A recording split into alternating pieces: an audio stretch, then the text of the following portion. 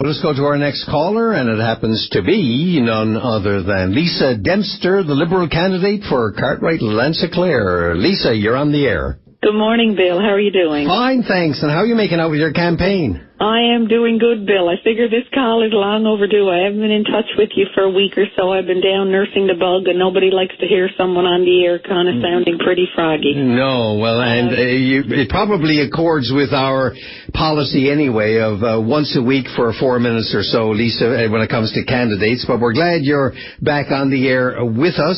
But you still have an open-ended campaign. There's been no by-election call yet, eh? Well, Bill, 6 weeks and counting, then some. It's absolutely terrible. There's so much going on now. But in the meantime, we haven't been laying down waiting. We're very organized, and we're certainly ready to go. I've been in St. John since I spoke with you, sat in with the Liberal caucus.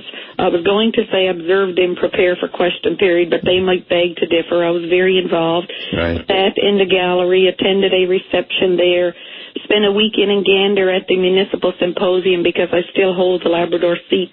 I am the voice for all the towns in Labrador, so I was heavily involved there. And I want to phone your show one day and talk about municipalities and the support they need. And with the cuts bill to the zone boards and the employment offices, all of this is affecting these little towns where one person, operated in the office and needed the extra resources. But I'll save that for another call. So, Lisa, when you call on that subject, let me know up front that that's what you want to talk about, and I won't divert with questions or comments. You can get right to it because we do have limited time. I appreciate that. I respect that. I will. But yesterday, Bill, I spent the afternoon in Mary's Harbour and St. Louis. Mary's Harbour, the shrimp company, have just put $7 million in. Beautiful plant facility there. Started up again last week, 40 to 50 people working. Had a tour of that facility and very positive feedback from the workers, Bill. But like everything else, sometimes you bring in new equipment, you're processing, you're putting more product through in a shorter period of time. You match that with a 10% quota of the boats. And then there's the concern about how many hours they're actually going to get at the end of the day, right? Mm-hmm, right. 420 hours they need, and there's some concern now that might be around 350. We'll gauge that as we go. Right. Older workers saying the new equipment, it makes it easier now under health, under back, and things like that to do the work. From there, we went on to St. Louis. As you know, St. Louis was hit very hard last year when their plant closed.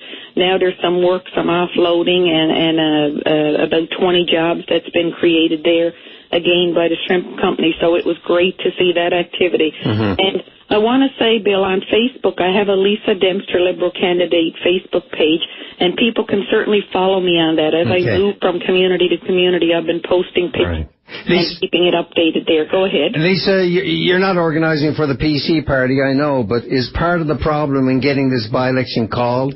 Do you think any difficulty by the PC party in getting a candidate who wants to come forward? Have you heard anything along those lines? Bill, I've heard much along those lines in the communities, and given the number of people that I know have been called and asked to run, I believe that you are dead on the mark, yes. I believe that is a large part. Yeah, it was a shot in the dark on my part, but you're saying it in fact exists as a problem. It is. It seems to be. There's been quite a number of people that have been approached and asked to run. There's been a number of people even on my campaign team.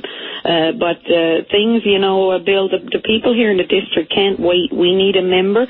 Many important things. I'm talking about the fishery today, Bill. The fishery's been managed terribly in the past. We've given more to foreigners than to our own.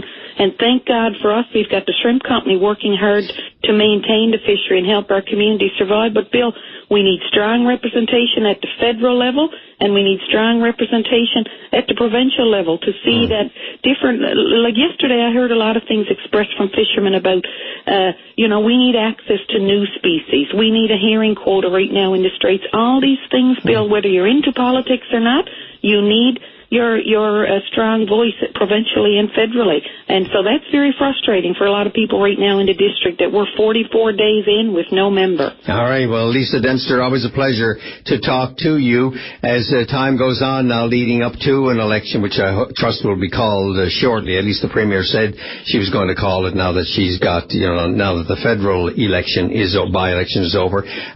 We look forward to talking to you on specific issues in the future as well. And thanks for calling today. You're very welcome, Bill, and she's mandated to call it by June 6th or 7th, so surely we do know it is going to be soon. Right. You have a good day, and you thanks for taking my call. Thank you for calling. All right, bye-bye. Bye-bye. Yes, I keep forgetting that there is a mandated date for calling by-elections under the law.